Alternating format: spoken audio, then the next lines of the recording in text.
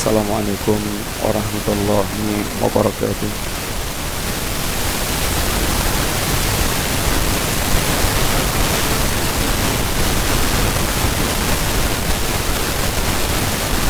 Innal hamdalillah wassalatu wassalamu ala Rasulillah wa ala alihi wa ashabihi wa mawalah wala haula wala quwata illa billah amma ba'du. Alhamdulillah, para bapak, para ikhwah, jamaah sekalian rahimani wa rahimakumullah. Yang pertama kita bersyukur kepada Allah Subhanahu wa taala pada pagi hari ini, pada malam hari ini kita dikumpulkan oleh Allah dalam rangka kita untuk bersama-sama tanasuk, saling memberikan nasihat ataupun juga tawasau bil haqqi, atau saling mewasiatkan dalam urusan al-haq. Yang mudah-mudahan majlis yang seperti kita lakukan pada malam hari ini menjadi bagian penyegar kembali tanaman pohon keimanan di dalam hati kita, karena sungguhnya iman kita adalah ibarat sebuah pohon yang kita tanam di hati setiap kita. Seperti yang Allah sebutkan di antaranya ketika memberikan tamsil tentang kalimatut thayyibah, kalimat iman atau kalimat taqwa.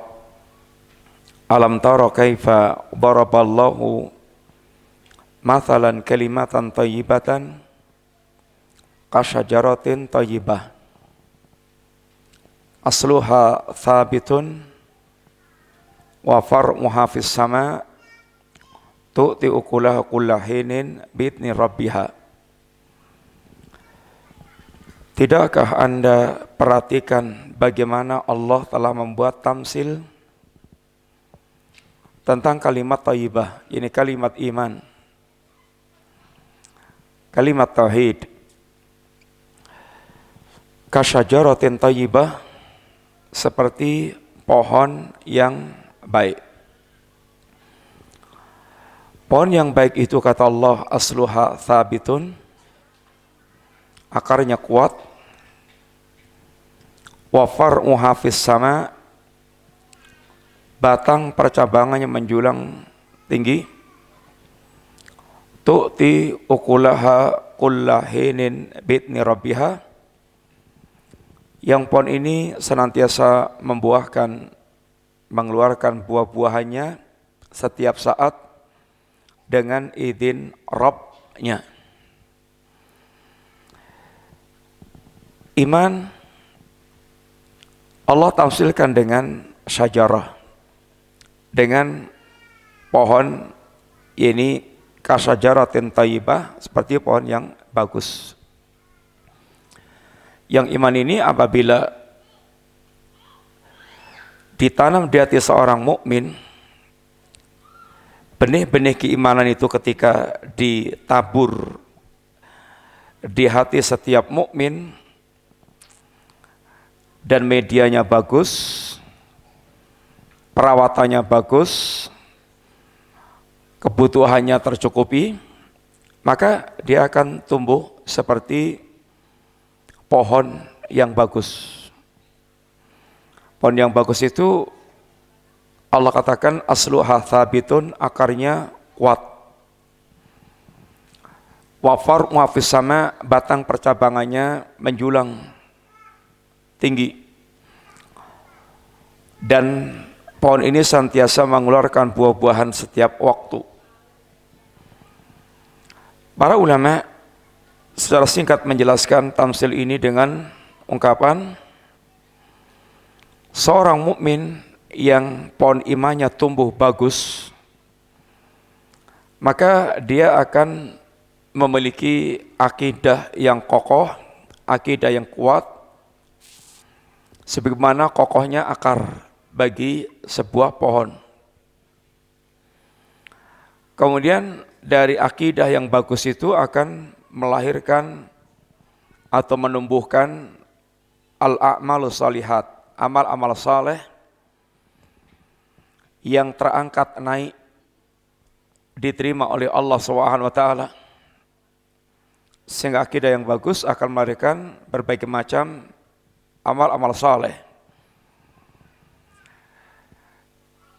Dan buah dari keberadaan pohon iman di dalam hati seseorang, secara pribadi dia akan menikmati kebahagiaan dalam kehidupannya. Dan yang dirasakan orang lain adalah tumbuhnya, munculnya al-akhlaqul karimah, sehingga dia atau manusia bisa merasakan kemanfaatan dan kebaikan keberadaan seorang mukmin di tengah-tengah lingkungan mereka. Di antara perawatan pohon iman ini untuk bisa tumbuh berkembang bagus adalah cukupnya kebutuhan untuk tumbuh berkembang, dan di antara kebutuhannya adalah ini ilmu. Ini ilmu agama, ilmu risalah. Yang ilmu ini akan benar-benar menjadi faktor yang akan memberikan kehidupan kepada iman kita dan menyegarkan kembali iman kita. Maka di dalam ayat Allah, dalam Al-Quran, Allah menyebut tentang ilmu risalah ini paling enggak dengan 3 ungkapan. Yang pertama adalah ar-ruh, seperti dalam ayat Allah, wa kadzalika auhayna ilaika ruhan min amrina.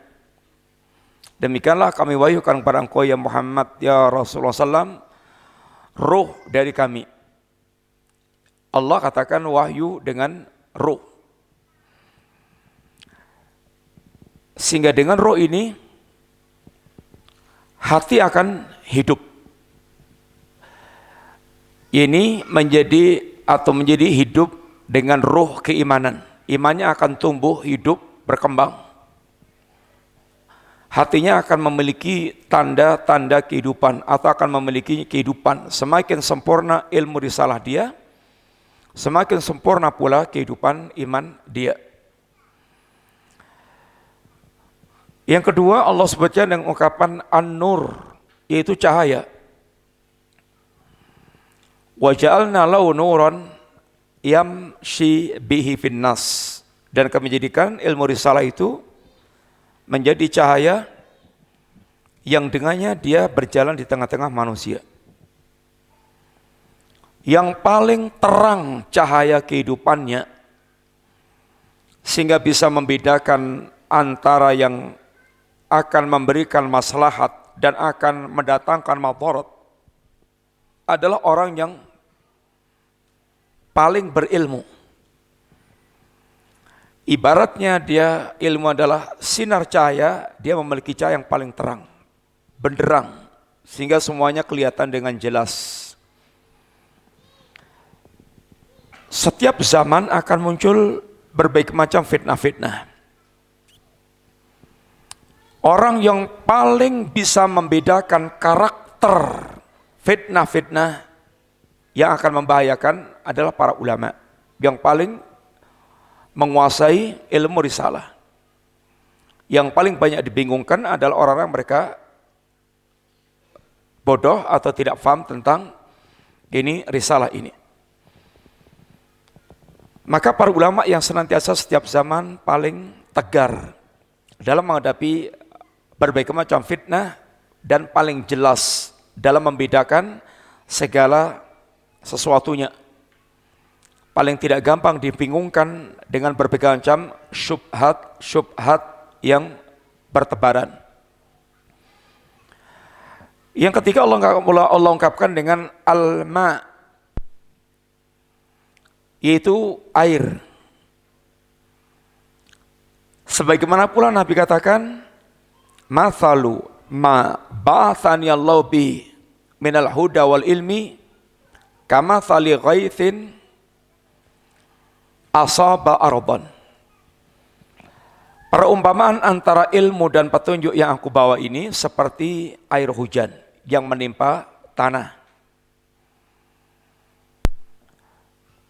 Risalah seperti air hujan.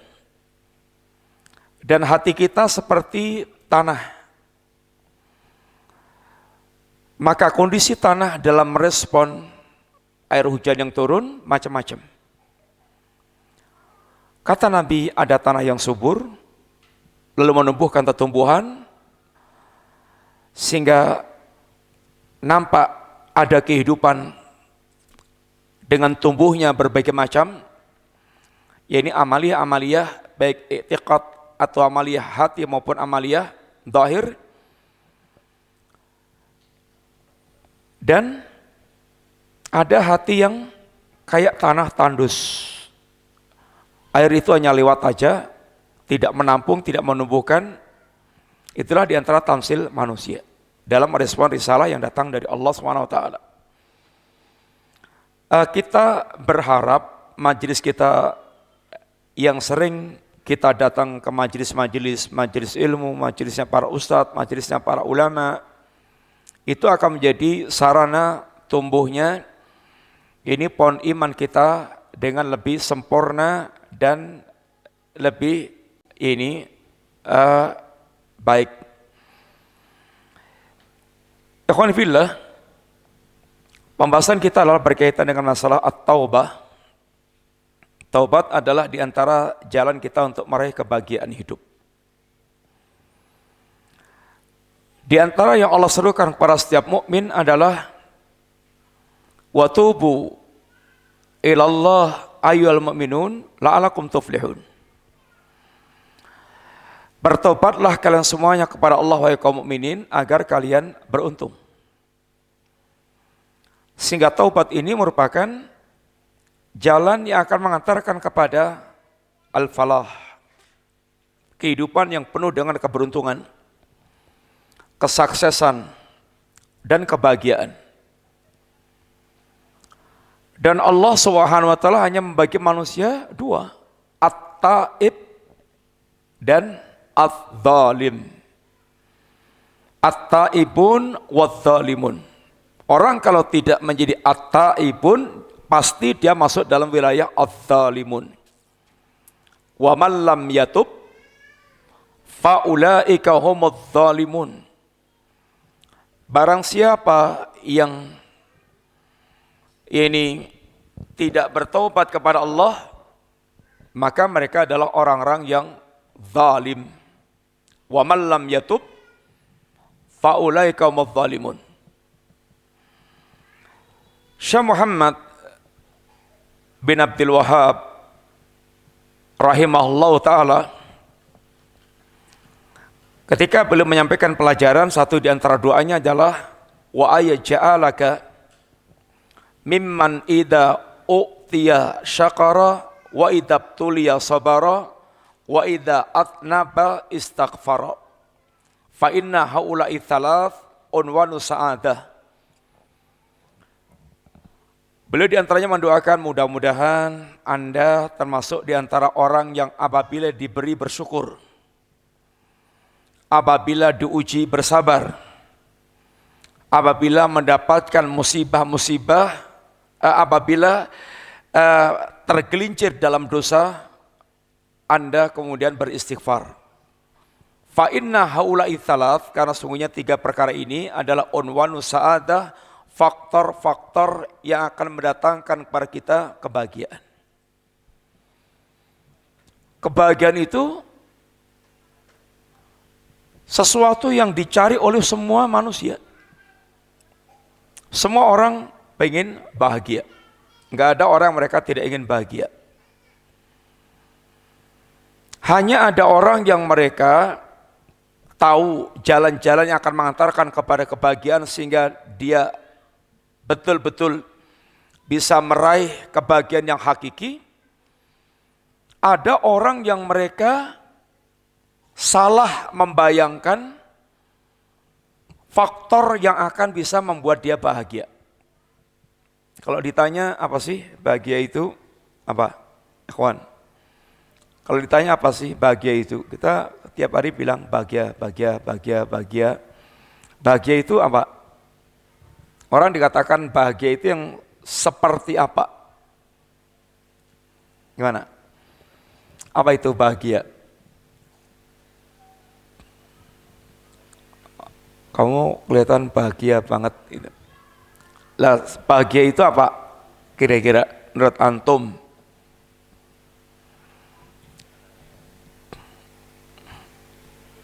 No. Senang.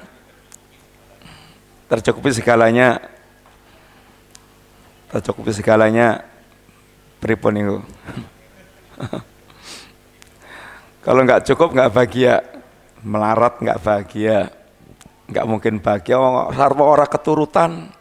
Pengen mangan daging raiso, pengen tuku ini nggak bisa, pengen macam-macam nggak bisa, nggak punya duit. Berarti nggak mungkin bahagia. Gimana bahagia? Ada nggak orang melarat bahagia? Ya banyak banget. Terus bahagia berarti gimana?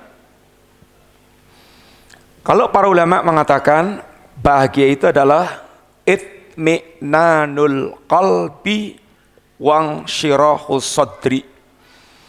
Orang dikatakan bahagia itu apabila hatinya tenang dan dadanya bisa lapang. Itulah orang yang punya modal kebahagiaan yang hakiki. Mau melarat, mau sugih, mau pejabat, mau rakyat, jadi apapun, kalau dia bisa memiliki hati yang mutmainah, memiliki dada yang lapang, maka dia pasti memiliki modal kebahagiaan yang utama. Modal kebahagiaan itu ini, yang paling pokok ini. Semuanya hanya faktor tambahan-tambahan saja. Harta, jabatan, istri yang cantik, anak-anak, atau yang lain-lain. Harta yang banyak, itu semuanya sekedar faktor-faktor penyempurna. Tapi akar kebahagiaan itu ini, itminanul qalbi wang syirahus sadri. Hati yang tenang dan dada yang lapang. Hanya orang untuk mewujudkan kebahagiaan ini ada yang salah jalan, ada yang jalannya benar. Beliau ajarkan pada kita, kalau Anda ingin bahagia, faktor utamanya 3 ini. Jadilah Anda orang yang senantiasa ketika mendapatkan nikmat dari Allah, bersyukur. Syukur itu akan membuat hati tenang, dada lapang. Itu pasti. Hanya orang untuk bersyukur ini enggak gampang. Rukun syukur intinya 3. Singkatnya, rukun syukur 3. 1, syukur dengan hati. 2, syukur dengan lisan. 3, syukur dengan anggota badan. Syukur dengan hati kita bagaimana? Syukur dengan hati kita wujudnya adalah pertama, mengenal nikmat, mengenal hakikat nikmat. Orang tidak akan bisa mensyukuri kecuali kalau dia mengetahui tentang hakikat nikmat itu. Yang kedua, dia mengetahui bahwa nikmat yang dia dapatkan itu semata-mata dari Allah SWT. Baru dia akan bisa bersyukur kepada Allah. Karena dia tahu seluruh nikmat yang dia rasakan, yang zahir, yang batin, yang dunia, yang agama, itu semuanya datangnya dari Allah Ta'ala. Wa ma bikum min nikmatin faminallah. Apapun nikmat yang Anda rasakan itu datangnya dari Allah Ta'ala. Maka menisbatkan nikmat kepada selain Allah, ini termasuk diantara perbuatan kufur nikmat. Tidak menyandarkan nikmat kepada Allah SWT. Menyandarkan kepada kehebatan dirinya, kepada ilmunya, kepada ini segala macam yang dia lupakan faktor Allah Ta'ala. Syukur dengan lisan bentuknya bagaimana? Yang pertama, lisan kita mengucapkan kalimat-kalimat syukur yang menisbatkan nikmat kepada Allah, kalimat alhamdulillah dan yang semisalnya. Dan lisannya juga senantiasa tahadduts, suka membicarakan nikmat Allah Ta'ala dalam rangka mensyukuri, bukan dalam rangka pamer, tetapi dalam rangka untuk mensyukuri nikmat Allah Ta'ala. Tentu membicarakan nikmat Allah kepada orang-orang yang kira-kira senang untuk kita bicarakan, dan bahkan mendoakan kepada kita atas nikmat yang Allah berikan. Karena terkadang kita berbicara nikmat, orang menjadi iri, dengki, hasad, sehingga bukan tambah senang dan apalagi mendoakan kita, tapi malah kemudian muncul niat untuk merancang makar bagaimana melenyapkan nikmat tersebut. Adapun mensyukuri nikmat dengan anggota badan, yang pertama, dia tidak menggunakan nikmat itu untuk bermaksiat kepada Allah, atau dia gunakan nikmat itu untuk taat kepada Allah dan tidak menggunakan untuk bermaksiat kepada Allah. Demikian juga dia nampakkan asar nikmat. Duitnya aja triliunan, tapi pakaiannya kayak kere umpamanya, kayak gembel, kayak orang yang tidak diberikan rezeki oleh Allah Ta'ala. Ini namanya tidak menampakkan asar nikmat Allah Ta'ala. Rumahnya juga dibuat sangat jelek banget. Ini kurang menampakkan asar nikmat Allah SWT. Orang yang mereka senantiasa bisa mensyukuri nikmat, maka dia akan hatinya tenang, dadanya lapang. Yang kedua, yaitu apabila dia tergelincir, apabila dia diuji Allah, idabtulia sabaro, dia bisa bersabar. Sabar itu akan membuat hatinya tenang, dadanya lapang. Orang menghadapi ujian itu ada beberapa tingkatan. Tingkatan pertama, tidak bisa bersabar. Ngamuk-ngamuk terus. Sehingga hawanya itu protes, marah, dan ingin melampiaskan ketidakridhaannya itu. Orang seperti ini tidak akan mungkin mewarisi ketenangan hati, kelapangan dada. Dia nggak sabar, sesek dadanya itu. Yang kedua, orang yang bisa bersabar dengan musibah yang ada, dengan sabar yang minimal, dia tidak mengeluh kepada makhluk, tetapi dia masih merasakan pahitnya musibah yang dia rasakan. Yang ketiga, di atasnya lagi adalah ridha.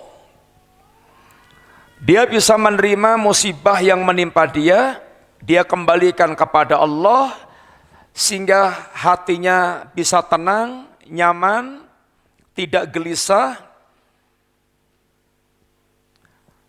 Dan yang lebih tinggi lagi adalah syukur.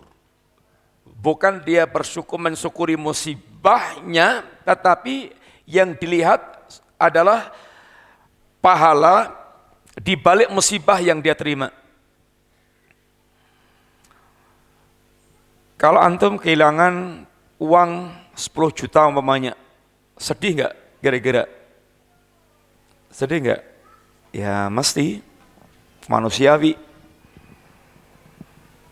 Secara umum ya pertama sedih. Nggak ada orang kehilangan 10 juta senang, alhamdulillah duit kehilangan. Secara umum ya sedih. Tapi ketika dia kembalikan kepada Allah dan mengingat pahala kesabaran, itu suasana berubah. Seperti antum kehilangan uang 10 juta, terus tahu-tahu dapat ini ganti 1 miliar gitu. Gimana, masa sedih nggak? Ya tentu sudah hilang sedihnya, yang dia sekarang rasakan adalah ganti dari apa yang hilang. Seorang mukmin, tingkatan orang yang telah sampai pada tingkat mensyukuri musibah seperti ini, yang dilihat adalah pahala di balik musibah. Yang Allah janjikan, innama yuwaffas sabiruna ajrahum bighairi hisabin. Sesungguhnya Allah akan sempurnakan pahala orang yang bersabar tanpa hisab. Di akhirat kelak, seorang yang ahlul afiyah, orang yang tidak Allah uji dengan berbagai macam musibah yang berat, ketika melihat ahlul musibah mendapatkan pahala dari Allah Subhanahu wa taala, apa kata Nabi?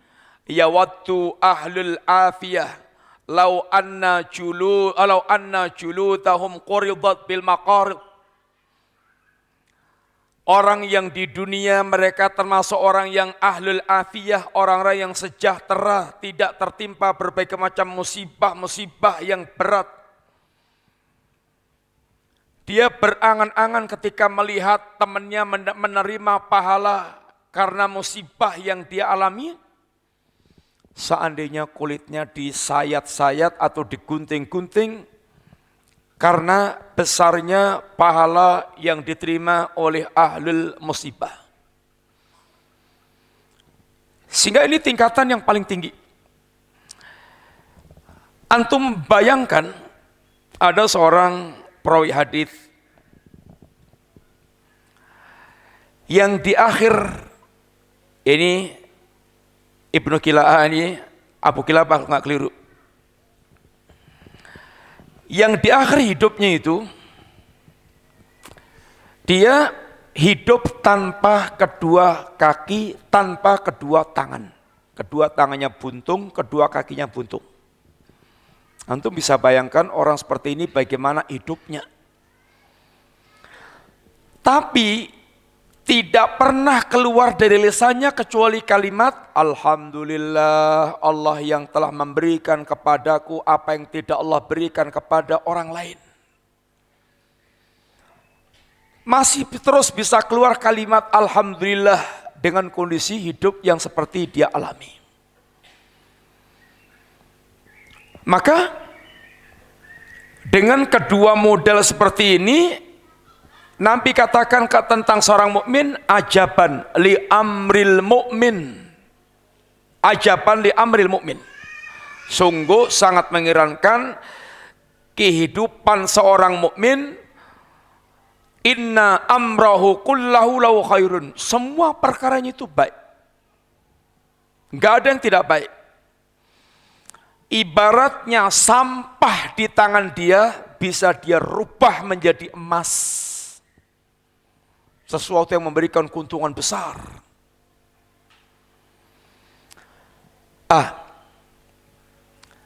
Yang ketiga kata Syekh, wa idza atnaba istaghfara.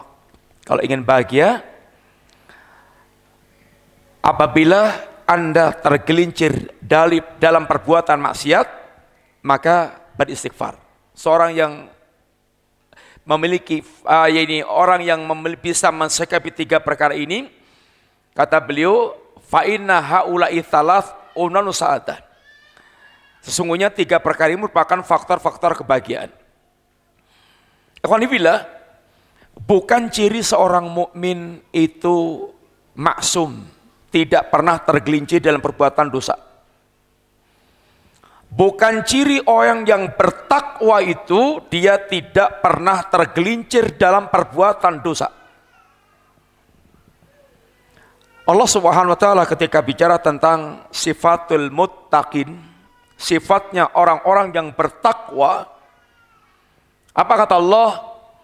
Wasari'u ila maghfirati min rabbikum wa jannatin arduha samawati wal ard uiddat lil muttaqin. Bersegeralah kalian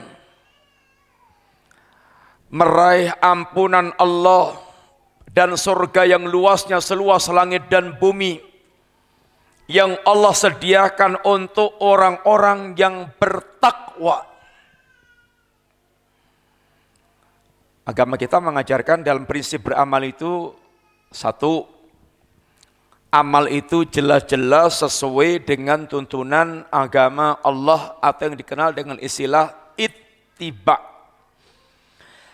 Kalau amal itu sudah kita pandang betul-betul benar, maka hendaklah amal itu dilakukan diantaranya dengan yaitu segera. Jangan ditunda-tunda.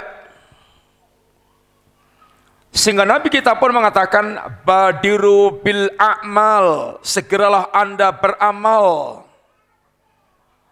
Sehingga taswif, menunda-nunda amal itu termasuk diantara jebakan-jebakan syaitan sampai nanti kita tidak sempat beramal. Ntar, nanti, besok. Akhirnya orang kadang-kadang sudah kedahuluan kejemput ajal dan dia belum sempat beramal. Maka Nabi kita pun pernah mengingatkan badiru bil a'mali, segeralah kalian beramal, ini beramal saleh. Hal tangtadiruna illa sab'an, kalau Anda tidak segera beramal saleh, tidak ada yang Anda tunggu-tunggu kecuali 7 perkara, kata Nabi. Apa itu? Faqran munsian, wa ghinan mutghiyan, wa haraman, wa maridan mufsidan, wa haraman mufnidan, wal maut mujahisan, wat dajjal syarru wasa'ah adha wa amar, wat dajjal syarru ghaibin yuntadhar, wat dajjal syarru ayini wasa'ah adha wa amar. Kalau Anda tidak segera beramal, tidak ada yang Anda tunggu kecuali 7 hal. 1, faqran munsian, kefakiran yang membuat lalai.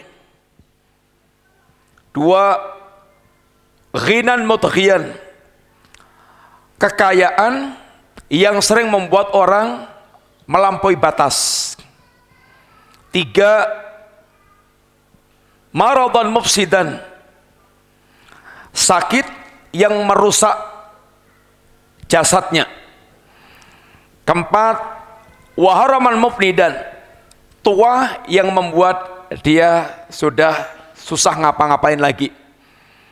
Yang 5, wal al mautu mujisyan, yaitu kematian yang datang mendadak. Yang 6, dajjal, makhluk terburuk yang ditunggu-tunggu manusia. Yang 7, kiamat, sedangkan kiamat itu amat dahsyat. Yang pertama apa ikhwan? Yang pertama apa? Fakir yang membuat lalai. Kedua, kekayaan yang membuat dia melampaui batas. Yang ketiga, sakit yang merusak jasadnya. Ketiga, yang keempat, tua yang menjadikan dia pikun sehingga sudah susah ngapa-ngapain. Yang kelima, kematian yang datang mendadak. Yang keenam, Dajjal. Yang ketujuh, as-sa'ah. Kalau Anda tidak segera beramal, 7 hal ini rata-rata yang mewarnai kehidupan manusia. Seakan-akan Nabi ingatkan, wahai orang kaya, kalau Anda tidak segera beramal dengan harta Anda, apa yang Anda tunggu? Apakah Anda tunggu sampai jatuh bangkrut menjadi miskin sehingga ketika ingin beramal hanya tinggal angan-angan? Waktu masih kaya, ya hartanya nganggur, nggak dipakai apa-apa, nggak segera dicak-cakkan ke jalan yang akan bermanfaat bagi dia. Begitu bangkrut, sudah jadi kere, baru dia berangan-angan. Seandainya saya masih kaya, saya bisa ini, bisa itu, tapi itu tinggal angan-angan kosong, tinggal khayalan. Dan kalau sudah bangkrut, jatuh miskin, rata-rata orang itu disibukkan dengan hanya mencari sesuap nasi.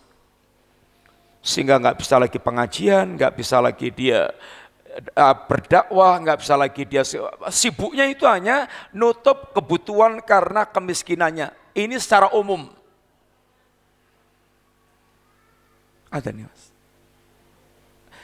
Yang kedua, atau yang Anda tunggu wahai orang miskin, Anda punya masih waktu banyak, nggak kayak orang kaya ngurus perusahaan, ngurus segala macam, sibuk dengan segala macam kekayaannya, sehingga nggak punya waktu. Wahai orang miskin, Anda masih punya waktu banyak, bisa untuk melakukan banyak hal, tidak sebagaimana orang kaya. Kalau Anda tidak segera beramal, apa yang Anda tunggu sudah kelak kalau sudah kaya? Yang rata-rata kalau sudah kaya itu tampilannya toho, melampaui batas. Duitnya itu menjadi penggoda dia untuk menjadi ahlu syahwat, melampaui batas. Sekarang bisa mendem, sekarang bisa beli perempuan, sekarang bisa ya ini main apapun, ngelencer kemanapun, karena bisa membayar semua. Dan itu yang rata-rata dialami oleh orang yang mereka Allah berikan kekayaan. Sehingga menjadi fitnah tersendiri yang menyeret mereka menjadi rata-rata togho, melampaui batas. Melampaui batas. Apa itu yang Anda tunggu? Sehingga sudah tidak punya perhatian lagi kepada yaitu amal-amal agama. Gak lagi mampu masjid. Waktu masih kere, Masya Allah, ke masjidnya luar biasa. Selalu soft yang terdepan. Selalu pertama datang ke masjid. Hatinya tawadhu. Begitu dia kaya, Allah berikan bukakan kekayaan, dia mulai berharta, dan mulai kaya, sudah sikilnya sudah nggak pernah lagi ngambah masjid. Kemudian sudah tongkrongannya juga sudah beda, gaulnya juga sudah beda. Akhirnya melampaui batas kehidupannya. Atau yang ketiga, wahai orang yang sehat, Anda masih bisa melakukan macam-macam, bisa jalan kaki bisa, gerak kemana bisa, masih seger semuanya enak. Kalau nggak segera beramal, apa Anda tunggu sampai Anda tinggal ngatang-ngatang di atas bangsal, stroke, sehingga sudah nggak bisa ngapa-ngapain, ngurus awaknya sendiri aja susah, apalagi mau gerak kemana-mana, sudah nggak bisa lagi. Apa itu yang Anda tunggu? Atau yang Anda tunggu tuwek sampai pikun. Orang pikun walaupun dulunya profesor, metu ngomah mulai aja nggak bisa. Apalagi yang akan mesti dilakukan? Apa itu yang Anda tunggu? Kalau nggak Anda segera beramal waktu Anda masih muda, masih seger. Atau yang Anda tunggu, wahai orang yang masih hidup, datangnya kematian yang mendadak, yang kematian kalau mendatangi seorang, memutus semua kesempatan dia. Sehingga satu-satunya angan-angan orang yang mereka kedatangan al-maut, qala rabbirji'un la'alli a'malu salihan fima taraktu. Ya Rabb, kembalikan umur kehidupanku ya Rabb agar aku bisa beramal saleh apa yang dulu aku tidak lakukan. Atau yang Anda tunggu Dajjal yang fitnahnya sangat dahsyat, atau kiamat yang kejadiannya sangat dahsyat. Intinya Nabi mengajarkan segera beramal. Prinsip beramal itu diantaranya adalah ketika itu sudah betul-betul amal yang manfaat, yaitu hendaklah bersegera, jangan tunda-tunda. Kemudian semangat di dalam beramal, ihris alama yang fa'uk, semangat di dalam beramal. Jangan lesu, jangan lemes, jangan loyo, tapi yang semangat dalam beramal. Kemudian urusan kebaikan itu berlomba-lomba, mentalnya sang juara. Fabidzalika falyatanafasil mutanafisun. Hendaklah untuk meraih kemuliaan akhirat mereka berlomba-lomba. Mental sang juara itu, bahkan Nabi Allah mengajarkan doanya saja, ini waj'alna lil muttaqina imaman. Ya Allah, jadikan aku imamnya orang bertakwa. Bukan sekedar takwa biasa, bagaimana menjadi pelopor-pelopor ketakwaan dan terdepan di dalam ketakwaan kepada Allah Subhanahu wa taala. Orang yang memiliki mental seperti ini, ikhwan, nyuwun ngapunten, semakin dia tua itu bukan semakin lemes. Kalau mental pelomba itu kalau sudah mendekati garis finish gimana? Tambah deprok, ngelukro, lemes atau gimana? Ya tambah mengumpulkan semua tenaga kemudian untuk betul-betul bisa menjadi sang juara. Tambah semangat. Maka seorang salaf pernah mengatakan, umurku yang 80 tahun, semangatku dalam belajar ini melebihi ketika usiaku masih belasan tahun. Semangatnya. Karena semakin dekat garis finish, seorang mukmin justru akan semakin semangat untuk menjadi orang-orang yang terdepan di dalam yakni kebaikan. Ikhwani fillah, di antara yang mesti kita segera adalah yakni ketika kita terjerumus di dalam perbuatan maksiat, hendaklah kita segera untuk kembali bertobat kepada Allah Ta'ala.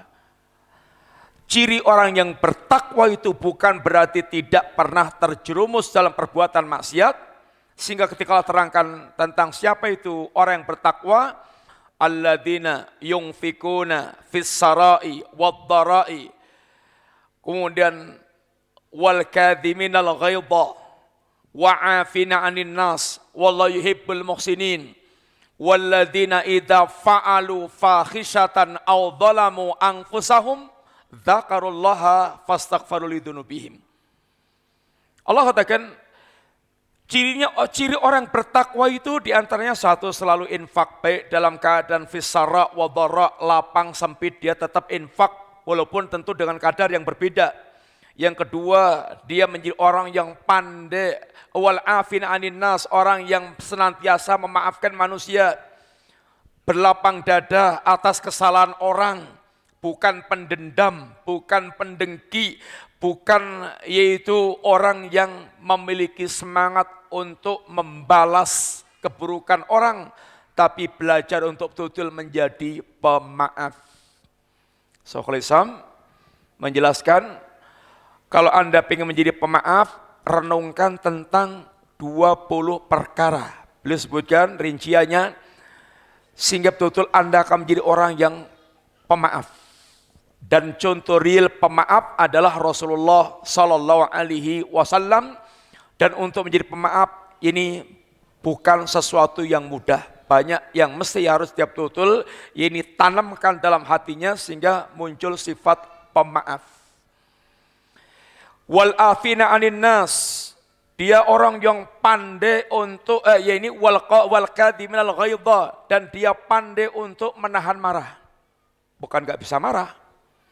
Kalau enggak bisa marah itu malah bahaya. Tapi pandai mengekang yaitu amarah. bisa mengendalikan kemarahannya.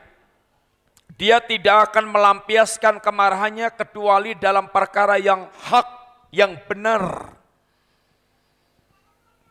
Nabi ketika berkaitan dengan dirinya, Nabi enggak pernah yaitu marah. Artinya senantiasa bisa mengekang kemarahannya.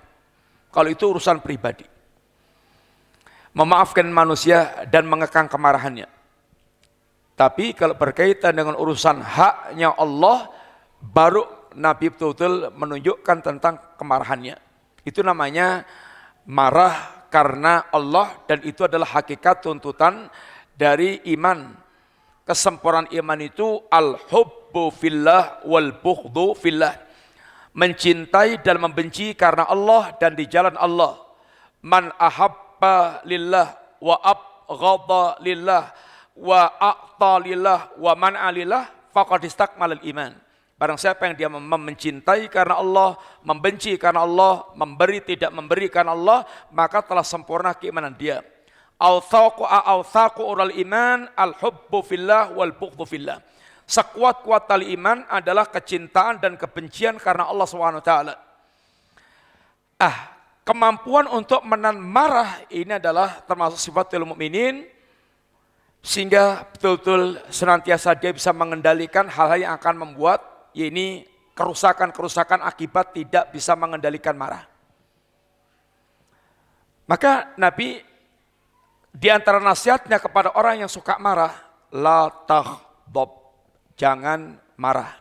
La taghdab, jangan marah. Artinya jangan gampang melampiaskan ini kemarahannya. Belajar untuk mengendalikan kemarah.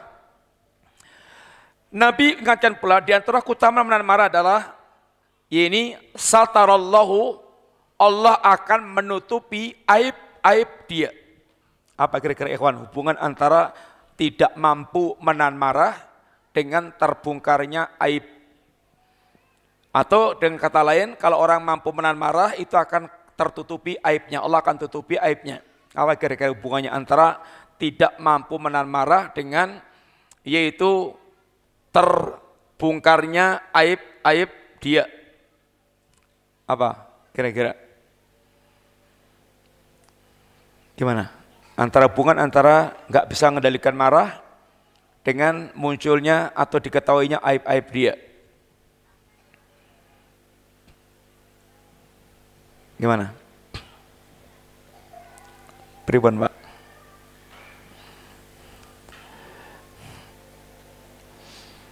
Orang biasanya kalau marah itu nggak terkontrol ngomongnya dan juga perbuatannya, pengennya yang penting marem.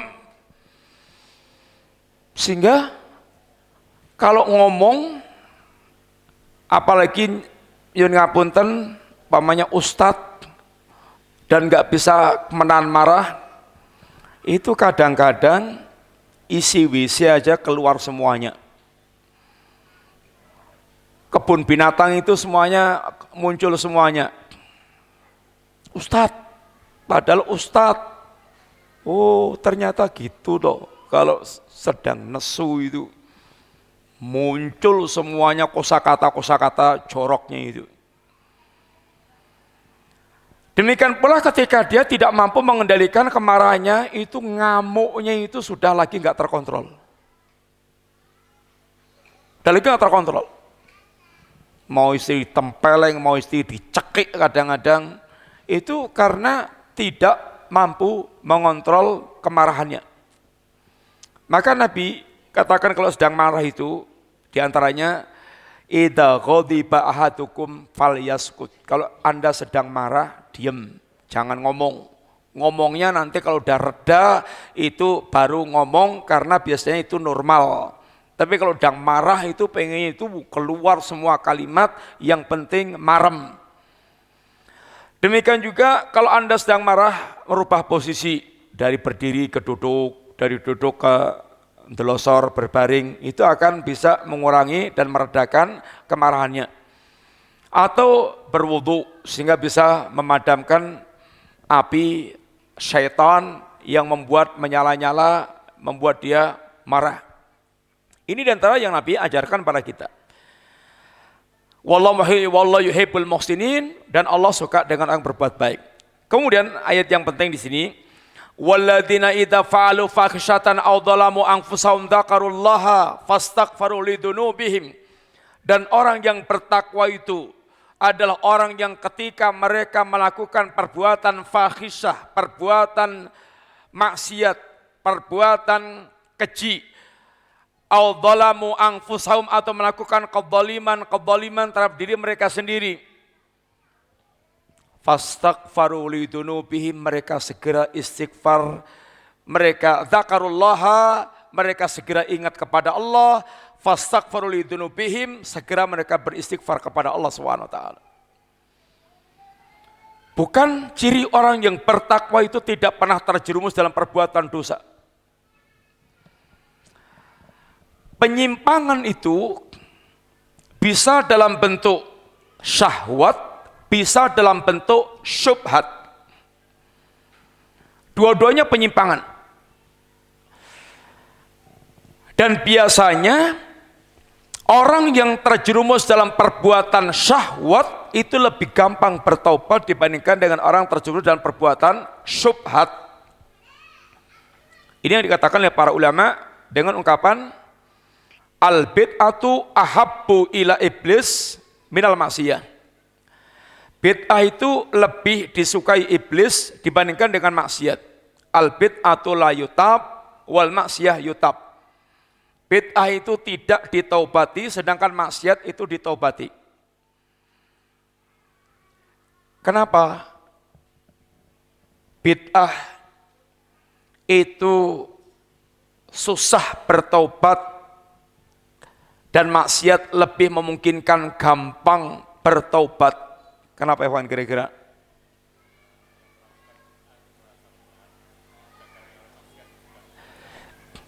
Iya. Kalau orang melakukan bid'ah itu ya rumangsane bener. Wong bener kok kon tobat. Ya susah. Makanya pelaku bid'ah itu justru berbangga, bahkan berjuang, bahkan menjadikan bid'ahnya itu taqarruban ilallah. Kalau kita bicara tentang asma wa sifat, ada Jahmiyah, ada Mu'tazilah, ada Asy'ariyah. Kalau melihat pemikirannya, pemikiran itu pemikiran kafir, pemikiran kufur. Menolak semua sifat dan nama Allah Ta'ala, ini adalah kufur akbar. Mu'tazilah menolak semua sifat Allah Ta'ala, ini perbuatan atau ini adalah pemikiran kufur akbar.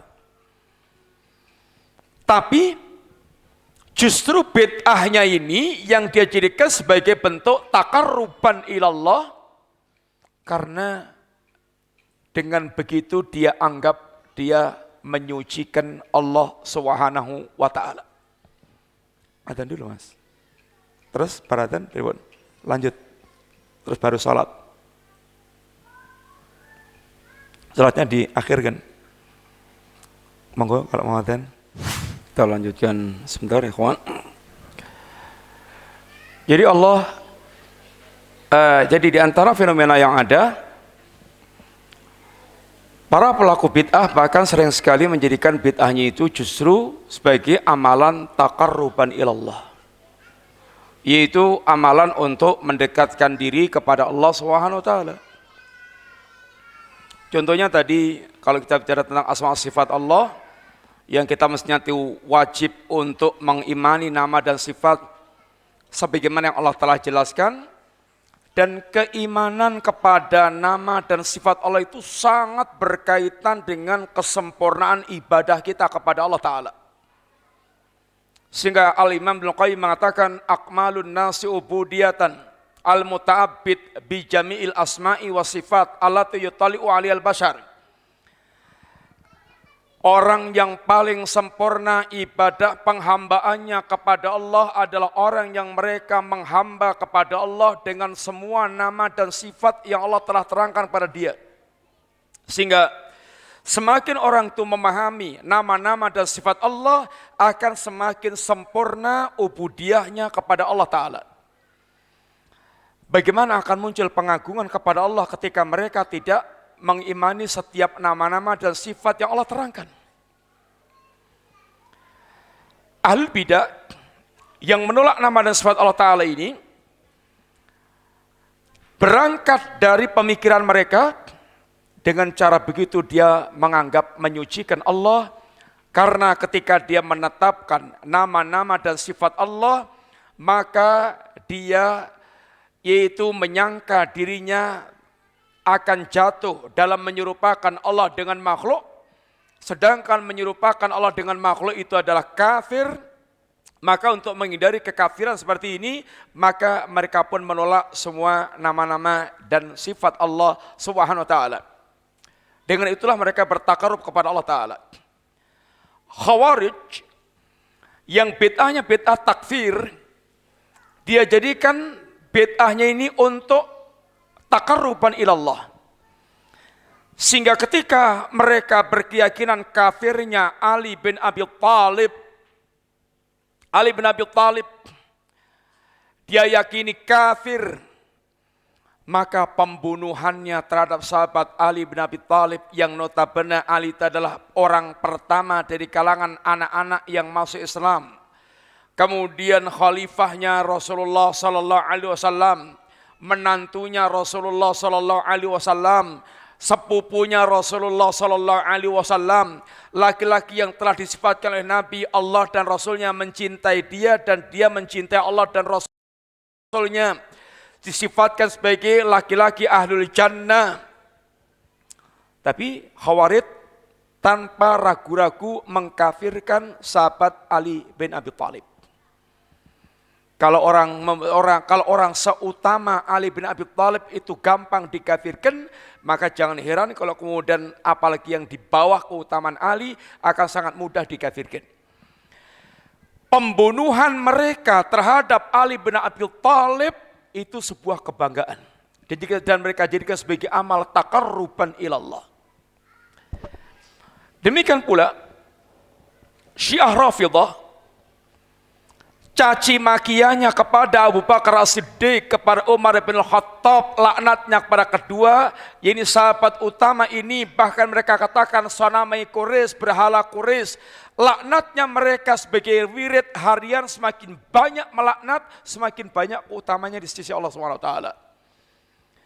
Syiah Rafidhah, perzinaan yang mereka namai dengan mut'ah, maka mereka jadikan sebagai bentuk taqarruban ilallah. Tarakat sufiyah,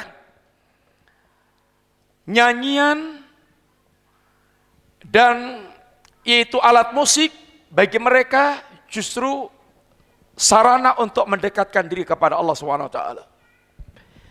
Ini semuanya adalah di antara kenyataan fenomena yang ada di tengah-tengah kaum muslimin.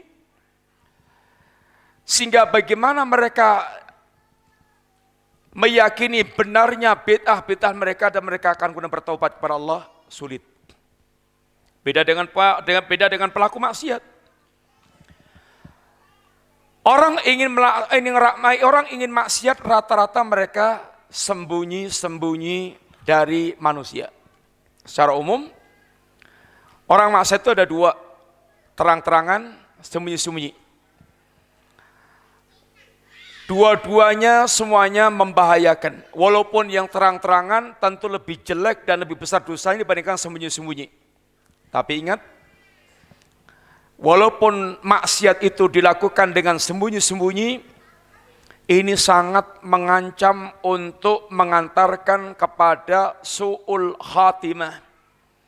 Kata para ulama, inna dzunubal khalawat hiya aslul intikasat.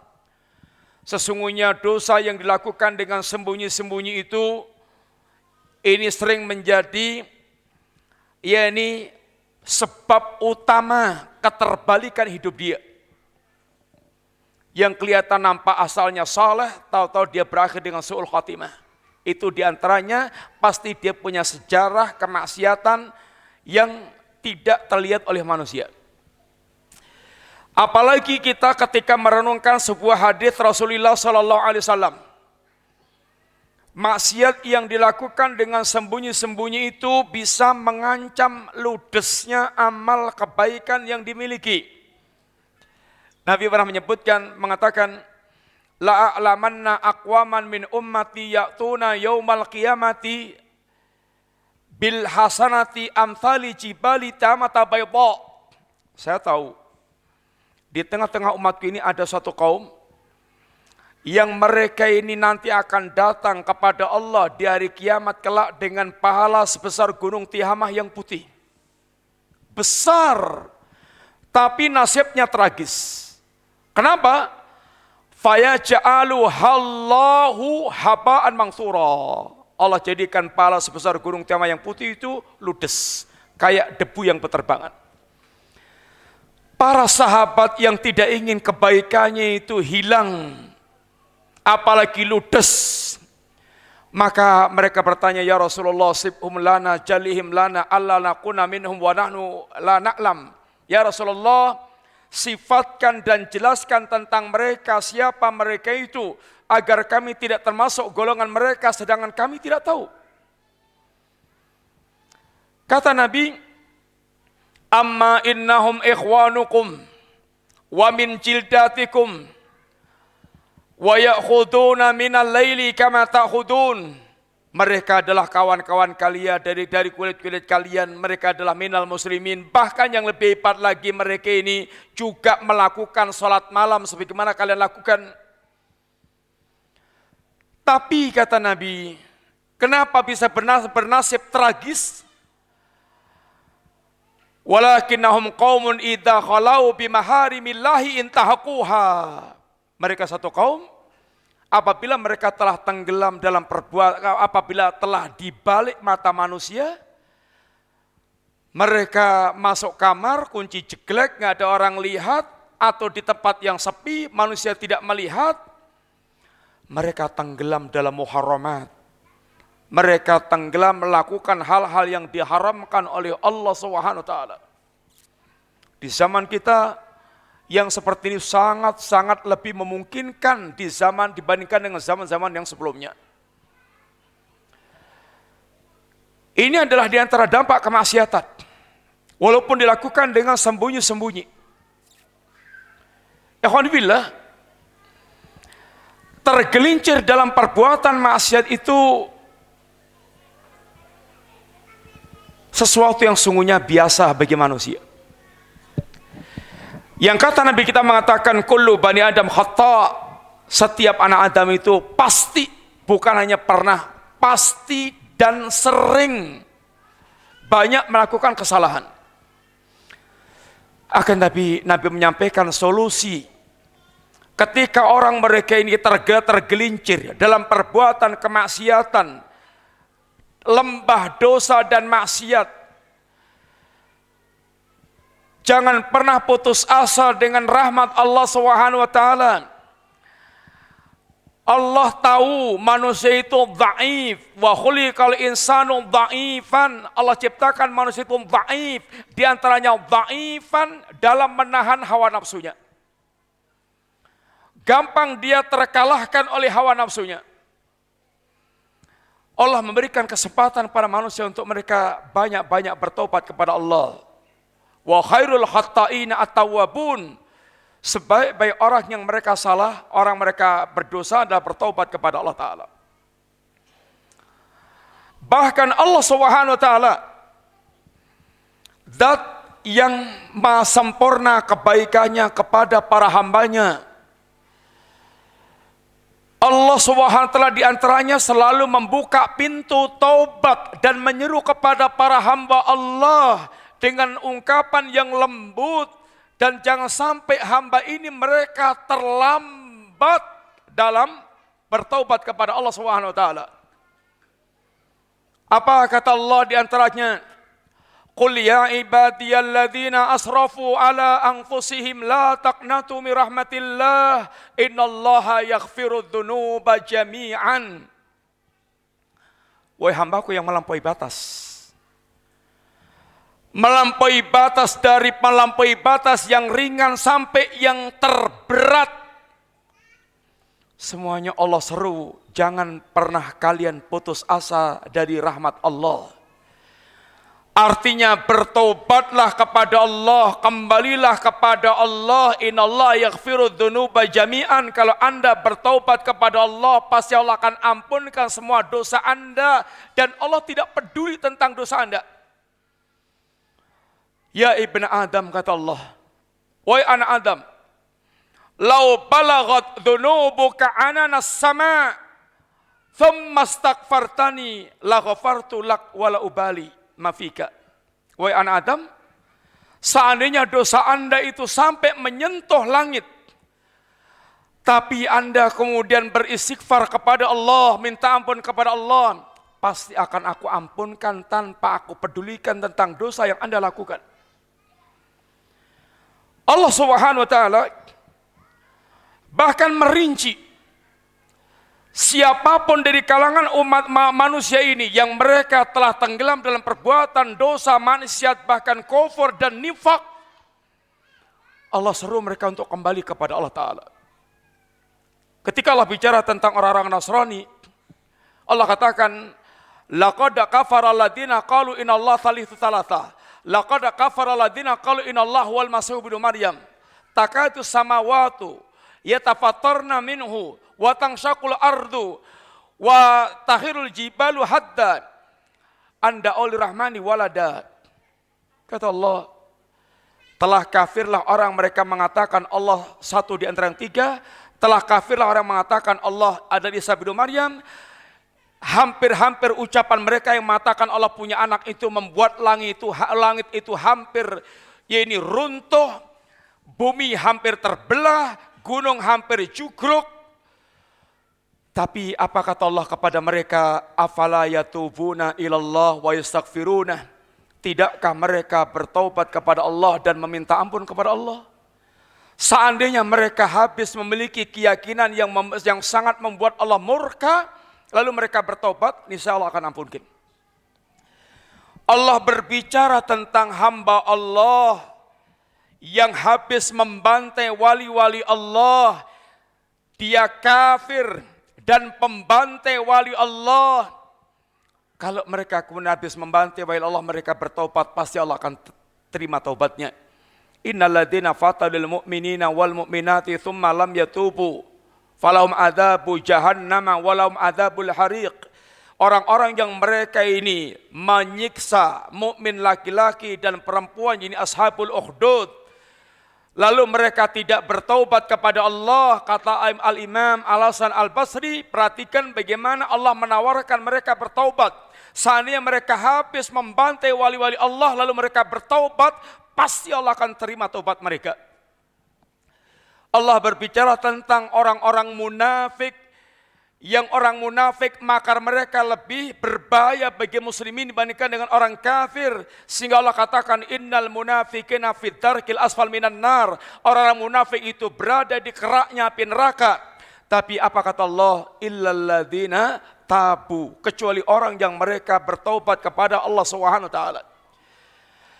Dan siapapun dari kalangan para hamba Allah yang melakukan dosa bentuk apapun, kalau mereka kembali kepada Allah, pasti Allah akan terima taubat mereka ketika mereka betul-betul taubatan dengan taubat yang nasuha.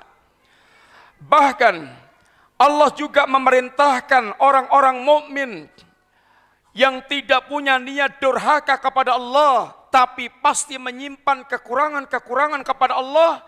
Allah perintahkan untuk senantiasa bertaubat kepada Allah.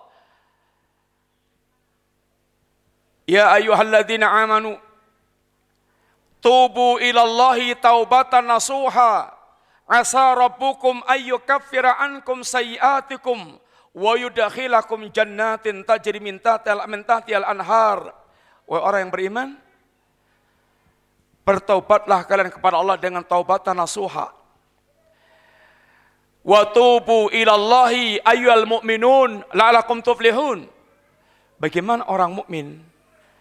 Mereka diperintahkan Allah bertobat kepada Allah sedangkan mereka beriman kepada Allah Ta'ala. Bertobat bukan sekedar dari perbuatan dosa yang nyata-nyata dia lakukan, tapi yang diajarkan Allah pula hendaknya setiap kita menyadari bahwa kita memiliki banyak sekali kekurangan-kekurangan dan kelalaian-kelalaian. Bahkan Allah Subhanahu wa taala perintahkan kita banyak-banyak beristighfar sehabis kita melakukan berbagai macam amal-amal ketaatan. Salat, maksiat atau ketaatan? Ketaatan. Habis kita salat, wirid yang diantara yang diajarkan oleh Nabi, wiridnya apa? Astagfirullah, astagfirullah, astagfirullah. Allah Subhanahu wa taala ketika mensifatkan hamba Allah yang beriman, yang malamnya itu menghidupkan malam dengan qiyamul lail. Bukan mereka malamnya dihiasi dengan mendem atau berzina atau melakukan perbuatan maksiat, tetapi di penghujung malamnya apa yang mereka lakukan? Wabil ashari hum yastaghfirun. Di penghujung malam mereka beristighfar kepada Allah Subhanahu wa taala. Bahkan ketika Allah Subhanahu wa taala memerintahkan Rasulullah sallallahu alaihi wasallam untuk berdakwah, menyampaikan risalah, dan Nabi telah al-out menyampaikan risalah, Nabi telah tunaikan waktu dengan sebaik-baiknya menyampaikan risalah, menanggung beban segala penderitaan dalam dakwah. Ketika Nabi kembali mendapatkan puncak kemenangan dakwah dengan kembali merebut kota Mekah, menguasai kota Mekah, Fathul Mekah, yang diperintahkan Allah apa? Fasabbih bihamdi rabbika wastaghfirhu. Agar Nabi beristighfar kepada Allah setelah diperintahkan bertasbih dan memuji Allah, agar Nabi beristighfar kepada Allah SWT. Ini semuanya pendidikan untuk mengajarkan setiap mukmin bahwa dia memiliki kekurangan di hadapan Allah dan agar semakin sempurna keimanan dia kepada Allah SWT. Kata Nabi, dengan tampilannya yang sempurna dalam beramal dan dijamin menjadi ahlul jannah, ayuhan nas tubu ilallahi fa inni atubu ilallah fil yaumi sab'ina marrah. Wahai manusia, bertobatlah kepada Allah.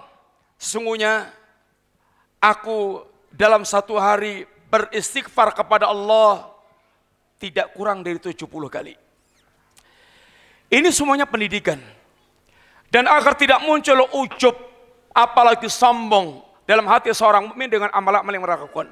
Akan tapi ikhwan, terkadang kemauan bertobat itu ada penghalangnya. Terkadang kemauan bertobat itu ada penghalangnya. Sudah pengen kuat bertobat, tapi terkadang kemudian dia pun ternyata enggak sanggup lagi bertobat, kembali lagi ke sebelumnya, tenggelam kembali kepada perbuatan sebelumnya.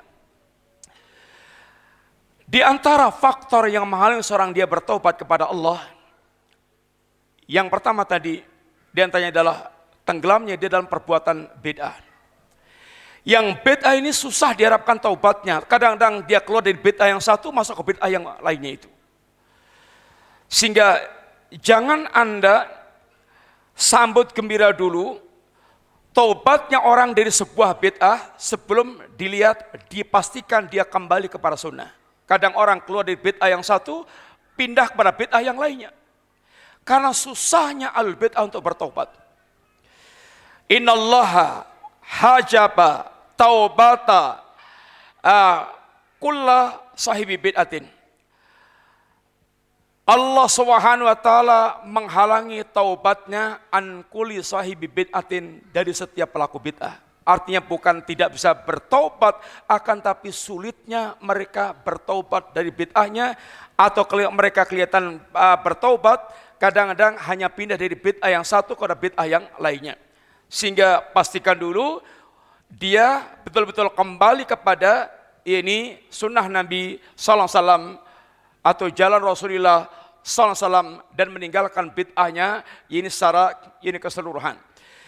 Di antara faktor yang akan menghalangi seorang dia bertobat kepada Allah adalah yaitu kurang kuatnya niat dia. Maka syarat taubat itu memiliki azam yang kuat. Kadang orang maksiat itu capek, orang maksiat itu capek kadang.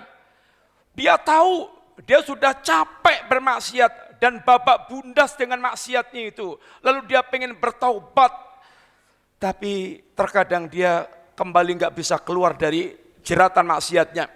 Karena kurangnya kuat atau kurang kuatnya azam dia untuk betul-betul meninggalkan perbuatan kemaksiatan dia. Yang sifat maksiat itu terkait seperti garpu talak. Getarannya pertama kuat, nanti melemah, tapi kemudian ketika akan berhenti dipukul lagi sehingga akan bergetar kuat lagi. Sehingga terkadang orang udah capek bermaksiat, tapi kemudian ada pemicunya lagi, kembali meluap lagi kemauan dia untuk bermaksiat. Yang ketiga, terkadang khususnya orang bermaksiat itu adalah karena dia tidak meninggalkan komunitas ahli maksiatnya. Dia tidak meninggalkan komunitas ahli maksiatnya. Apakah grup WA, apakah komunitas real di tengah-tengah masyarakatnya, kumpulan-kumpulannya. Kalau nggak ditinggalkan, berat untuk dia bertobat. Kisah pembunuh 100 nyawa, di antara faidahnya adalah nasihat seorang saleh, tinggalkan kampung Anda, kemudian keluarlah ke kampung yang di sana banyak orang beribadah kepada Allah SWT. Maka kalau Anda punya komunitas yang mereka dulu sering sekali menjadikan Anda terseret dalam arus kemaksiatan, segera delete. Di-delete semuanya, diblokir semuanya. Buang semuanya nomor-nomor yang akan membuat Anda kembali terjebak bermaksiat. Kemudian di antara pula yang membuat orang yaitu gampang kembali atau terhalang untuk dia bermaksiat kepada Allah Subhanahu wa taala, ini ya bisikan-bisikan syaitan yang dia tidak lagi bisa untuk menahannya. Dengan kata lain adalah fenomena dha'ful iman. Imannya lemah. Dia udah pengen bertaubat tapi imannya lemah sehingga dia pun gampang kembali terjebak dalam perbuatan maksiat. Pertanyaannya, kenapa imannya lemah? Satu di antaranya adalah karena dia tidak kemudian segera belajar agama. Kebodohan itu adalah celah terbesar syaitan untuk menyeret manusia ke dalam kesesatan. Maka kata Ibnu Al-Qayyim, fala raiba annal jahla aslu kulli fasadin wa kullu dararin yalhaqul abdu fid dunya wa ukhrahu fa huwa natijah atau kama qala. Tidak diragukan lagi bahwa kebodohan itu merupakan penyebab utama kerusakan, segala bentuk kerusakan.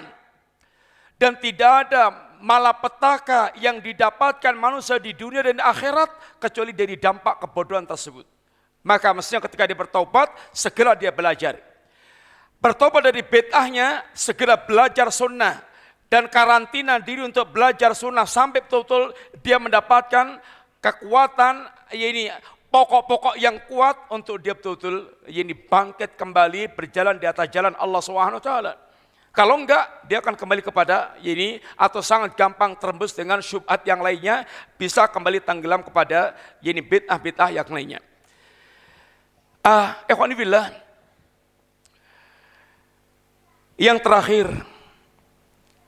Ibnu Qayyim ingatkan pada kita, hakikat bala adalah ketika orang tenggelam dalam perbuatan dosa dengan segala dampaknya. Wal bala fil haqiqah adz-dzunub wa awaqibuha. Wa ahlul bala hum ahlul ma'siyah walau ufiyat abdanuhum aw ajsatuhum.